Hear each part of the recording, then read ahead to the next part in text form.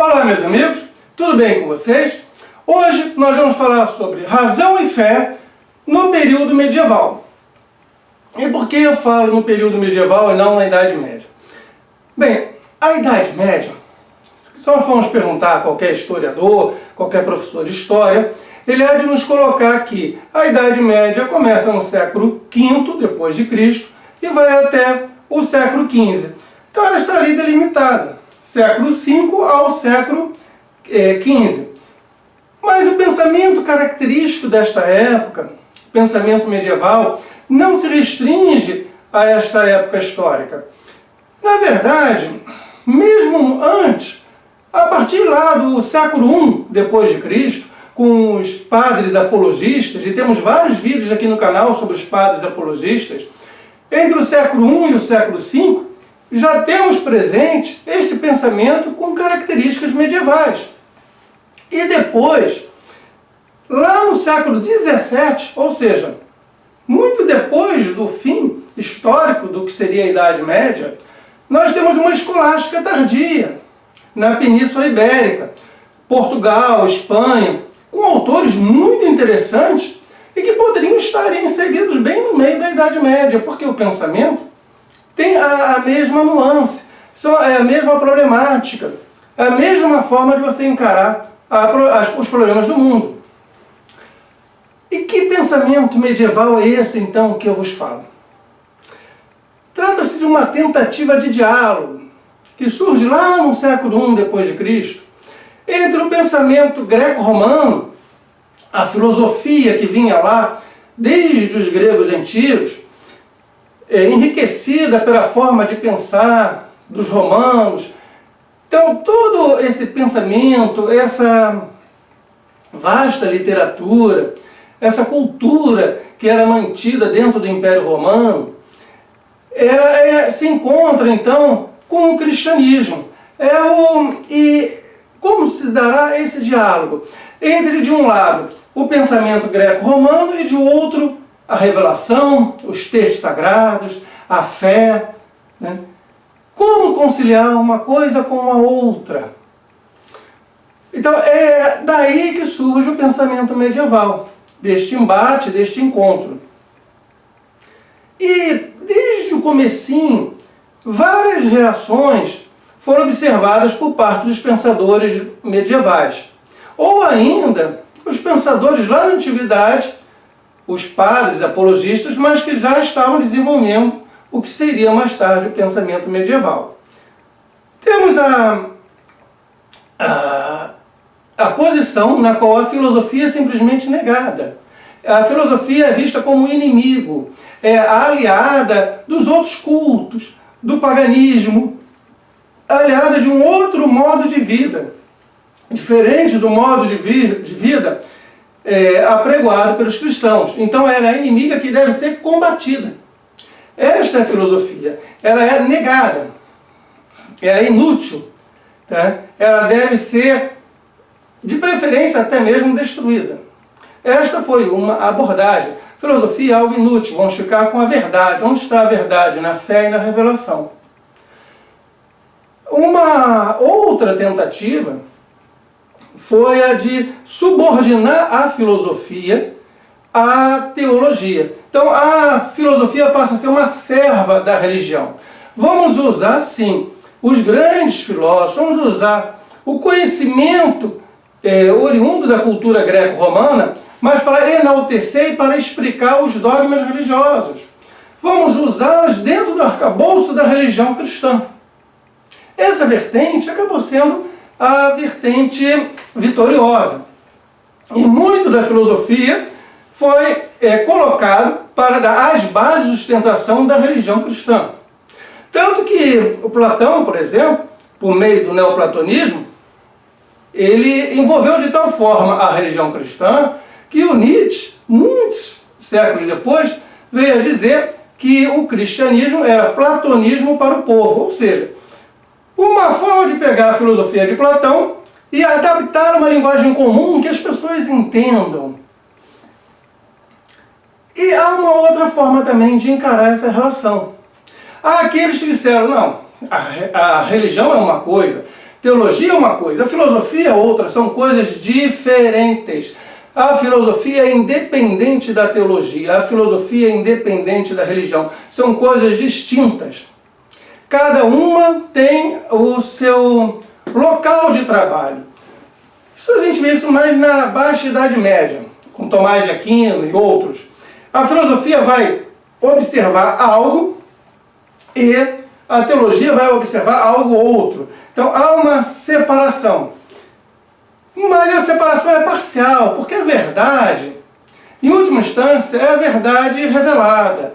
Eu não conheço Deus senão pela religião, pela teologia, pelos escritos sagrados, pela revelação, pela fé. E a filosofia não me permite esse tipo de conhecimento. Então, qualquer verdade que eu consiga por meio da filosofia, ela será inferior à verdade da revelação. A verdade diretamente dada por Deus aos humanos. Então foram modos de encarar a relação entre filosofia e teologia. Eu falo relação e não união. Não é possível realmente você unificar a filosofia com religião. Não é. Você sabe óleo? Você pega óleo e você põe na água. Você juntou as duas? Juntou. Legal. Você unificou? Tá? O óleo não se mistura com a água. Você pode botar os dois no mesmo compartimento. O óleo vai continuar sendo óleo e a água vai ficar sendo água. E eu olhando, está tudo junto, mas eu olhando eu vou ver. Ah, isto aqui é óleo, isto aqui é água. Dá para separar com a maior facilidade. Porque o óleo não se mistura com a água. E a filosofia não se mistura com a religião. Qualquer grande teólogo, qualquer grande pensador medieval, se você olhar a obra, rapidamente se diz, isso aqui é filosofia, isso aqui é teologia, isso aqui é religião. Separa. Óleo e água não se misturam da mesma forma que filosofia e teologia, filosofia e religião. E por que isso? Aí precisamos saber o que é a fé e o que é a filosofia, afinal de contas. Olha, se você não tem religião, se você é um ateu, você vai dizer simplesmente, o que é a fé? Ah, legal, a fé é a crença cega em alguma coisa. O religioso jamais vai concordar com essa definição, claro está. Mas, se você não tem uma religião, a fé é a crença cega em alguma coisa. Morreu. Aí o religioso não concorda, tá bom. Mas religioso de qual religião? Porque você tem o religioso, dentro da religião cristã, você tem várias divisões. Você tem o cristianismo católico, apostólico, romano. Você tem várias divisões dentro da igreja protestante. Você tem a cisão entre a igreja do Ocidente e do Oriente. Você tem o islamismo. Todas de Deus único, que tem uma verdade. Mas veja, o religioso, ele há de dizer o quê? Que a fé é algo visível de algo invisível. É uma manifestação visível, a fé, de um encontro que você tem com Deus, com a relação que você tem com o Criador, com Deus. Então a fé, ela ultrapassa a dimensão de uma mera crença. Isso para o religioso. O problema é que o religioso vai entender isso dentro da sua própria religião. Ou seja, o católico vai entender isso dentro do catolicismo, e não dentro de uma abordagem protestante, e não dentro do islamismo. Outras religiões vão ser vistas como erro, ou como heresias. E não estou nem entrando na temática de religiões oriundas da matriz africana, aonde você vê ainda hoje religiosos mais radicais falando no demônio, né, vinculado a essas religiões. Então você veja, há uma intolerância, porque a verdade está vinculada à sua própria religião. Então, se a gente define a fé como uma crença sólida, irrefutável em alguma coisa, para alguns uma crença cega, que se você é religioso, essa fé vai estar sendo um elo de ligação entre você e Deus. Se você não é religioso, você vai ver, ou se você não é partidário daquela religião, eu posso ser, digamos, um cristão católico convicto, muito religioso, mas posso encarar o islamismo como um erro. Então qualquer manifestação de fé deles eu não vou entender como fé. Fé eu vou entender aquela que eu tenho dentro da minha religião. Vou entender como uma crença. Nós temos uma crença daquela forma, mas a verdadeira fé está aqui na revelação, nas Sagradas Escrituras da minha religião. E o que é a filosofia? Se fé é crença, filosofia é o contrário disso tudo. Filosofia é você fazer uso do seu instrumento, que o diferencia enquanto ser humano dos demais animais, que é a razão.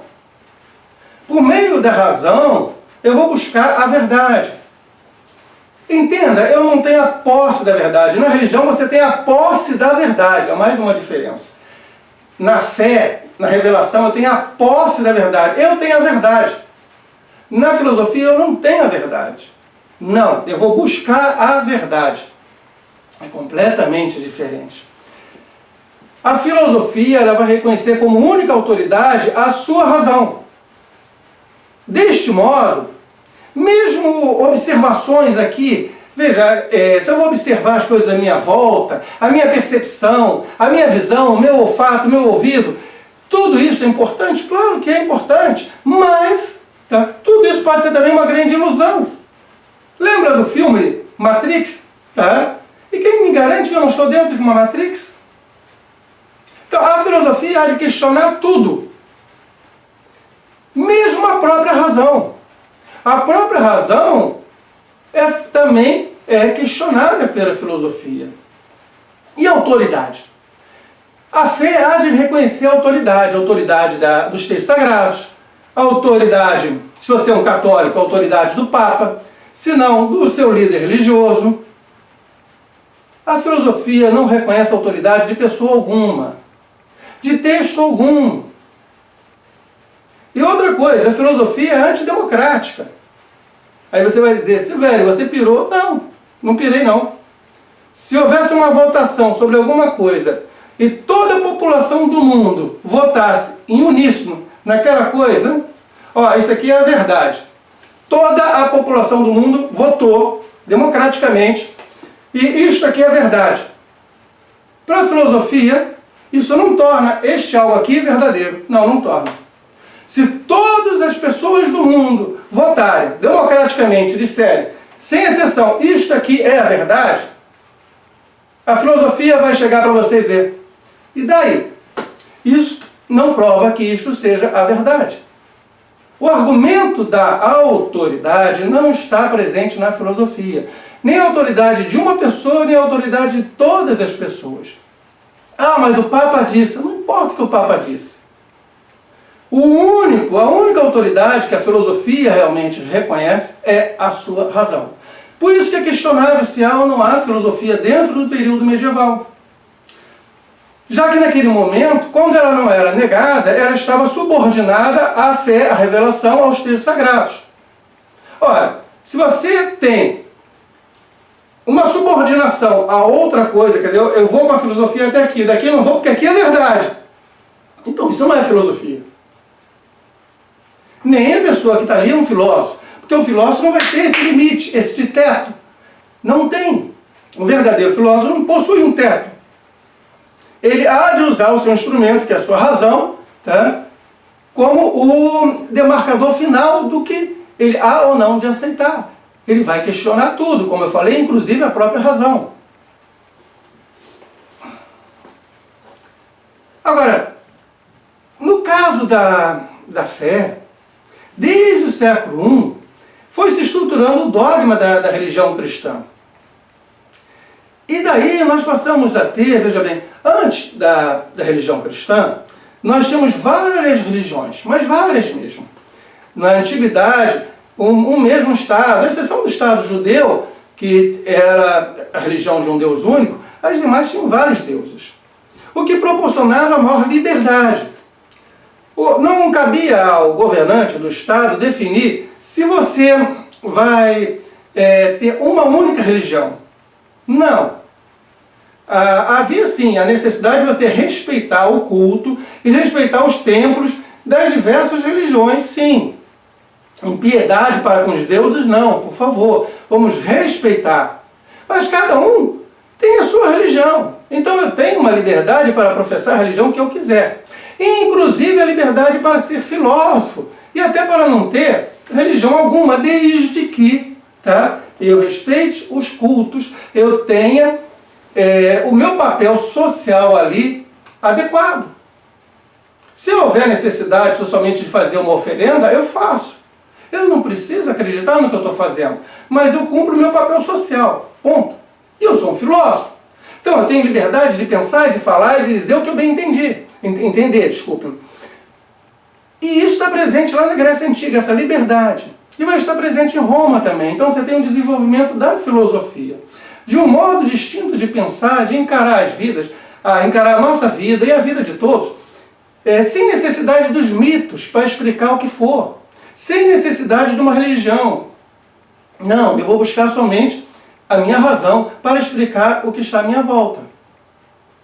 Então essa multiplicidade de religiões proporcionou o quê? Diversas verdades, porque cada uma tinha a sua verdade, sua explicação sobre o mundo, sobre a gênese do universo, e espaço para que a filosofia se desenvolvesse. Na medida em que o cristianismo, religião de um único Deus, de uma única verdade, que ela, no momento que ela vai se desenvolvendo, essa religião que vem com a proposta de ser religião do amor, acaba sendo, na verdade, a religião de quê? Da intolerância. Intolerância para com qualquer outro culto. Todos os templos de todos os cultos foram fechados. Assim que a religião cristã conseguiu converter a elite de Roma e o imperador, não tardou muito para que até a academia de filosofia fosse fechada. Não era mais possível você ensinar filosofia. Não era mais possível você prestar oferendas a qualquer deus. Os templos foram destruídos. Era a religião da total intolerância. Por quê? Porque é Deus único. Porque é verdade única. Porque se você diz uma coisa diferente, divergente, você está em erro. Isso não é possível. Mas mesmo dentro da religião cristã, já a partir do século I, você passou a ter discordâncias, claro. Pessoas são diferentes, eu sou diferente de você. Se eu for ler o mesmo livro que você lê, a gente talvez tenha opiniões diferentes sobre aquela leitura, interpretações diferentes. E se não for só eu e você, se for um grupo de 100 pessoas, aí com certeza teremos interpretações diferentes sobre o mesmo livro. E isto ocorreu no cristianismo. Os primeiros cristãos começaram a ter interpretações diferentes sobre a sua própria religião. Diferenças, às vezes pequenas, às vezes sutis, às vezes mais profundas, mas essas diferenças geraram conflitos internos e bem fortes. Inclusive conflitos pagos com a morte, conflitos pagos com a tortura.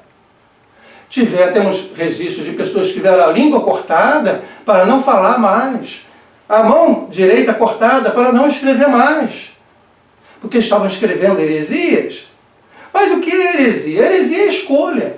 Você faz uma escolha qualquer, isso é ser herético. E herético em relação ao quê? O grupo dominante.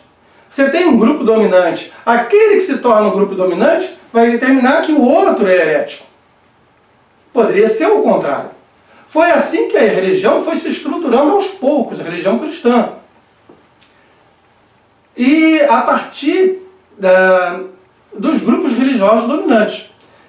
Mas nem sempre, veja bem, você teve um grupo pequeno e um grupo que conseguiu supremacia sobre este. Às vezes houve um embate sério até que um conseguisse realmente definir que teria supremacia sobre o outro.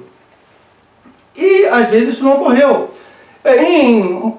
O protestantismo, por exemplo. Quando Lutero chega com a sua mudança dentro da religião católica apostólica romana, no primeiro momento aquilo é uma heresia.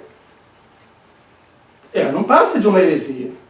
Mas como afetou uma grande parcela da população, então você passa a ter a religião protestante que bateu de frente. Então, em vez de você agora tratar dos indivíduos, você passa a ter confrontos bélicos entre os estados católicos e os estados protestantes.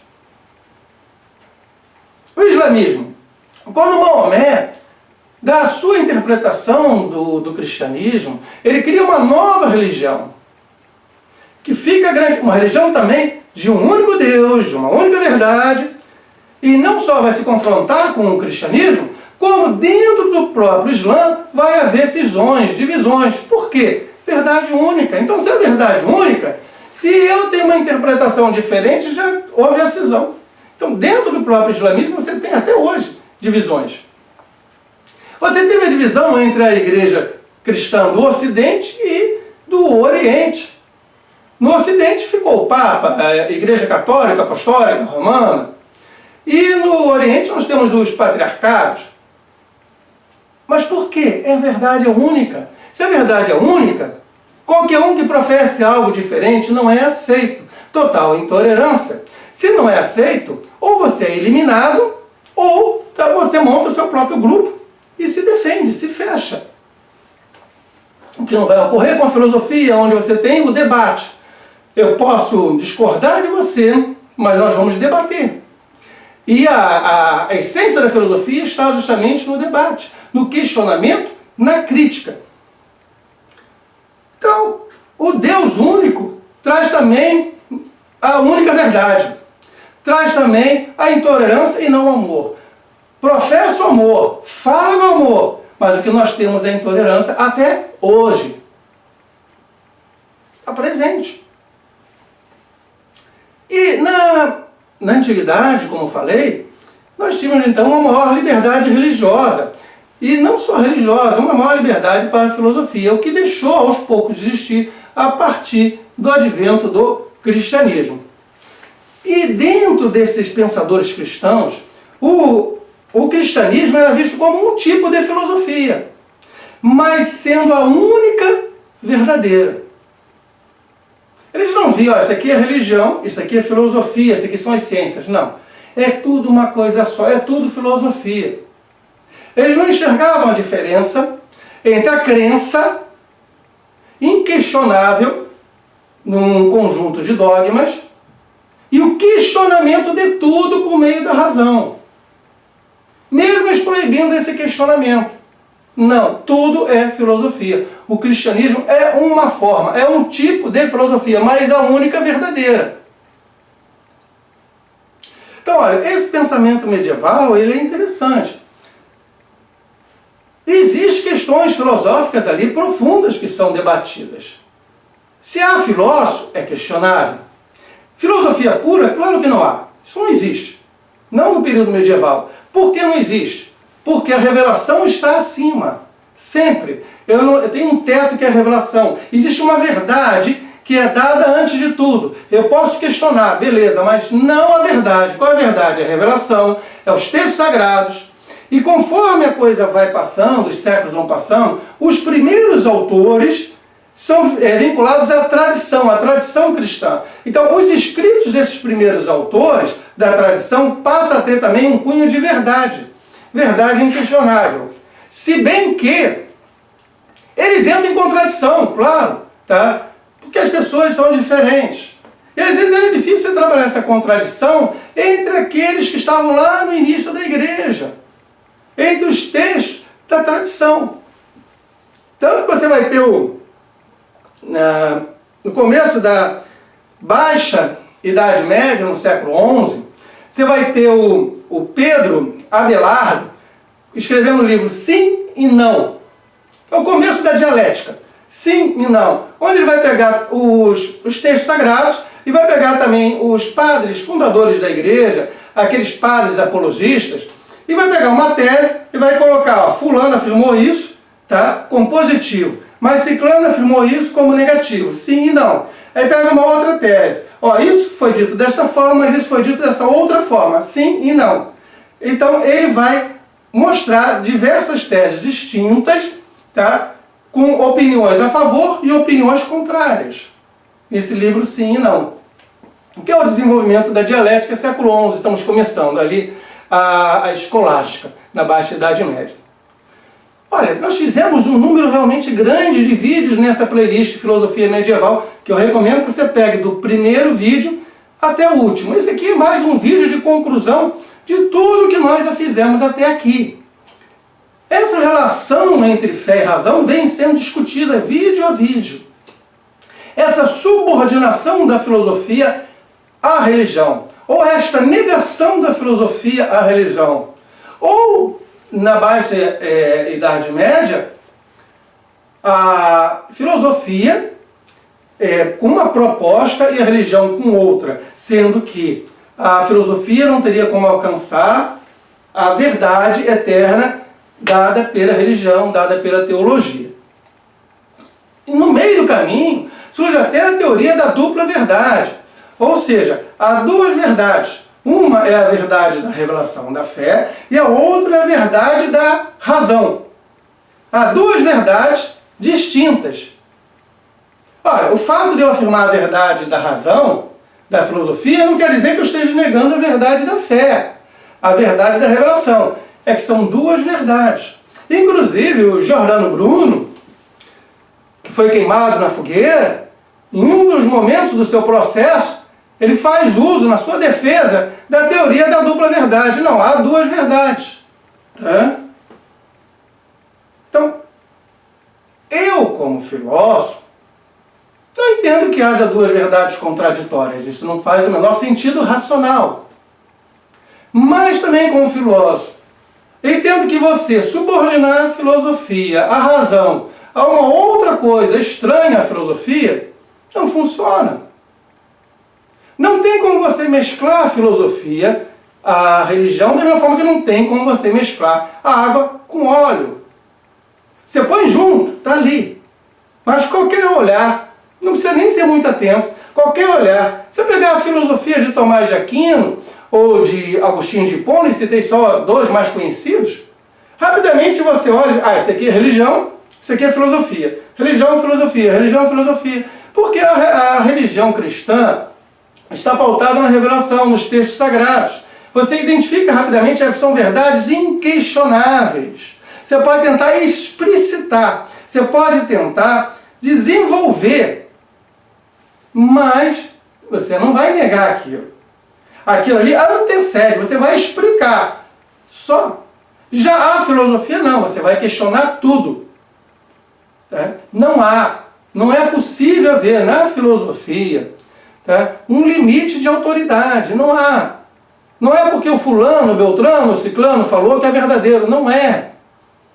Como eu falei há pouco, a filosofia não é democrática. Se o mundo todo votar a favor de uma determinada coisa como sendo verdade, isso não torna para a filosofia esta coisa verdadeira. Não é verdadeira. Ponto. Não pelo fato de todos no mundo dizerem que é. O que torna algo verdadeiro ou não é a própria razão. É a busca do conhecimento pela razão. Bem, gente, esta é a ideia. Esse é um vídeo mais conclusivo.